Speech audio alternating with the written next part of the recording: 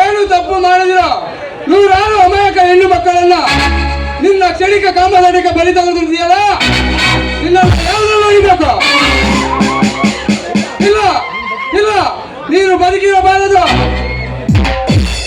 ನೀನು ಬದುಕಿದರೆ ಇನ್ನು ಅದೆಷ್ಟೋ ಜನ ಹೆಣ್ಣು ಮಕ್ಕಳು ಬಲಿಯಾಗುತ್ತಾರೋ ಏನೋ.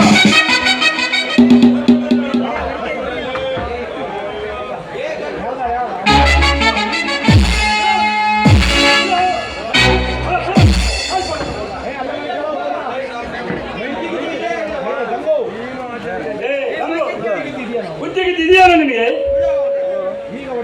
ಹೀಗ ಹೊಡೆಯಜ್ಜ, ನಿನಗೆ ಸಮಾಧಾನವನ್ನು ಹೊಡಿ. ನನ್ನ ವಿಜಯೋತ್ಸವ ಮುಗಿದಿದೆ, ನಿನಗೆ ತೃಪ್ತಿಯಾಗತ್ತನ ಹೊಡಿ. ನೀ ಮಾಡಿದ್ದು ತಪ್ಪಲ್ಲ ಮಗು? ಹೌದಜ್ಜ, ನಾನು ಮಾಡಿದ್ದು ತಪ್ಪೇ. ಯಾಕಂದ್ರೆ ನಾನು ಬಡವ, ನನ್ನ ಹತ್ರ ಹಣ ಇಲ್ಲ, ಯಾವ ಮಂತ್ರಿ ಬೆಂಬಲವಿಲ್ಲ. ಅದಕ್ಕೆ ನಾನು ಮಾಡಿದ್ದು ತಪ್ಪಲ್ಲವೇನಜ್ಜ?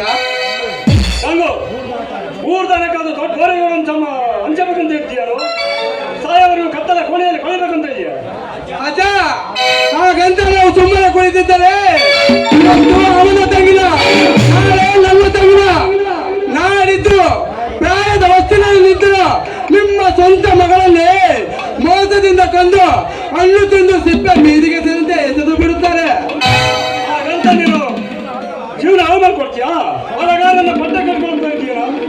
ಅಜ್ಜ, ಶಿವ ಬ್ರಹ್ಮ ಹರಿಯು ಶುಚಿರೂಪ ಮಾಡಿ ಕಟ್ಟದಲ್ಲಿ ತೂಗೋ ತಾಯಿ ಕುಲನೇ ತೃಣ ಸಮಾನ. ಇಂಥ ತಾಯಿಗಳು ತಲೆ ಕಡಿದಿರಲ್ಲ, ಪ್ರಾಣವಾದರೂ ತಲೆ ಹಿಡಿಯ ಕೆಲಸ ಮಾಡಲ್ಲ. ಕಲ್ಲು, ಈ ಹಣ ಅಂತಸ್ತು ಇರೋ, ರಾಜಕೀಯ ಬೆಂಬಲ ಇರೋರು ಏನು ಮಾಡಲು ಎಸದ ಮನುಜರವರು. ಅದಕ್ಕೆ ಅವರು ಬರುವುದರೊಳಗೆ ಎಲ್ಲಿ ಬರಲಿ ಅಜ್ಜ, ಬರಲಿ. ಭಾರತ ದೇಶದ ಎಲ್ಲರೂ ಹೆಣ್ಣು ಮಕ್ಕಳು ಮುಟ್ಟಿದೆ, ಸುಟ್ಟೊತ್ತಿನಲ್ಲಿ ಸಿದ್ಧಾಂತನ ತೋರಿಸ್ತೀನಿ. ಎದುರಾಡಿದವ ಎಡೆ ಮುರಿದು ಈ ಮಣ್ಣಲ್ಲಿ ಉರಿಗಿರುವ ದೇಶಾಭಿಮಾನವನ್ನು ಮನಗಣಿಸ್ತೀನಿ.